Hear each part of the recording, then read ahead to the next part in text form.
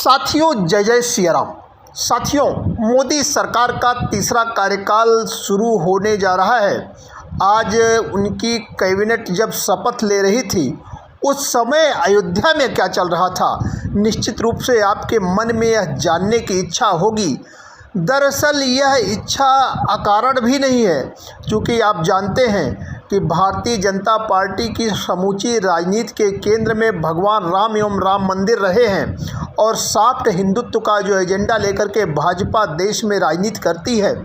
कहीं न कहीं विपक्ष की भी राजनीति उसी के इर्द गिर्द घूमती है और सॉफ्ट हिंदुत्व राम या राम मंदिर को लेकर के दोनों पक्षों के अपने अपने तर्क हैं, अपनी अपनी रणनीति है, अपने अपने तरीके से वोट बैंकों को साधने की स्थिति है।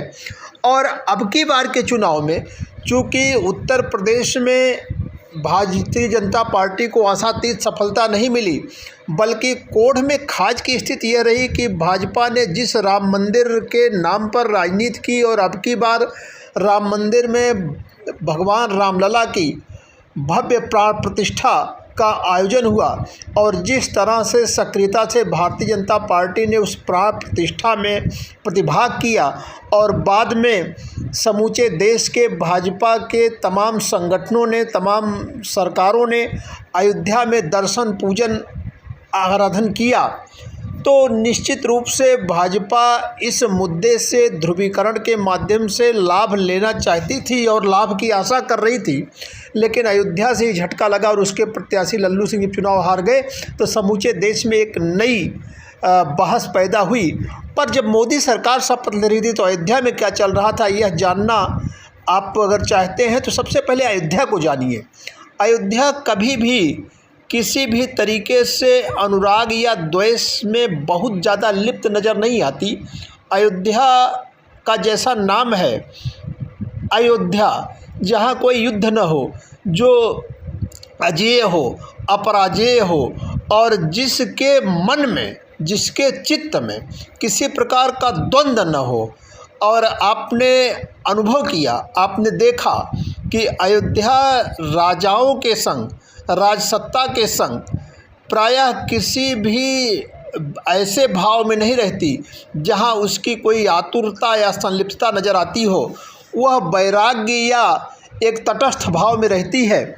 आपने देखा है कि जब प्रभु श्री राम का वनगमन हो रहा था, समूची अयोध्या दुखी थी, लेकिन अयोध्या ने राजसत्ता के प्रति न तो कोई विरोध का भाव दिखाया, यहाँ तक कि देवी सीता के वनगमन के समय भी यही स्थिति रही। कुल मिलाकर के अयोध्या एक ऐसी फाका मस्ती की ज़िंदगी जीती है। वही फाका मस्ती आज भी अयोध्या में दिखाई दी।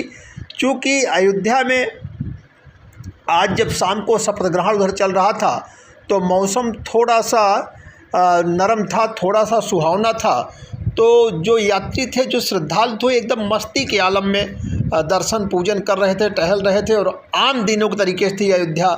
उसी तरीके से लोगों का आवागमन था, उसी तरीके से राम मंदिर के सामने भीड़ थी।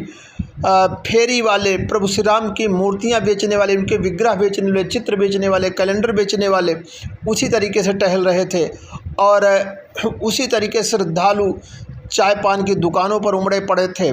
और थोड़ा सा यह ज़रूर था कि आम अयोध्यावासी इस दौरान अपने घरों में ही कैद रहा।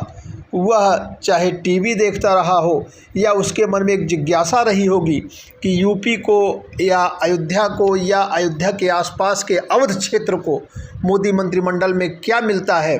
और अयोध्या इससे निहाल हुई कि अवध क्षेत्र में ही गोंडा के सांसद राजा कीर्तिवर्धन सिंह को मंत्रिमंडल में जगह मिली और निश्चित रूप से अयोध्या को उसका एक ऐसा प्रतिनिधि मिल ही गया जो अयोध्या को नज़दीक से जानता है, देखता है, श्रद्धा रखता है और अयोध्या वासियों से घुला मिला है।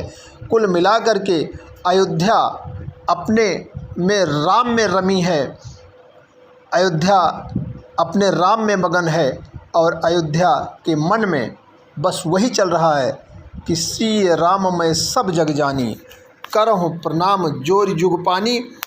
अयोध्या अयोध्या रहे, किसी भी प्रकार की काली छाया न पड़े, इसके लिए हम सब को प्रभु श्री राम से प्रार्थना करें। जय बोलिए, जय जय सिया राम।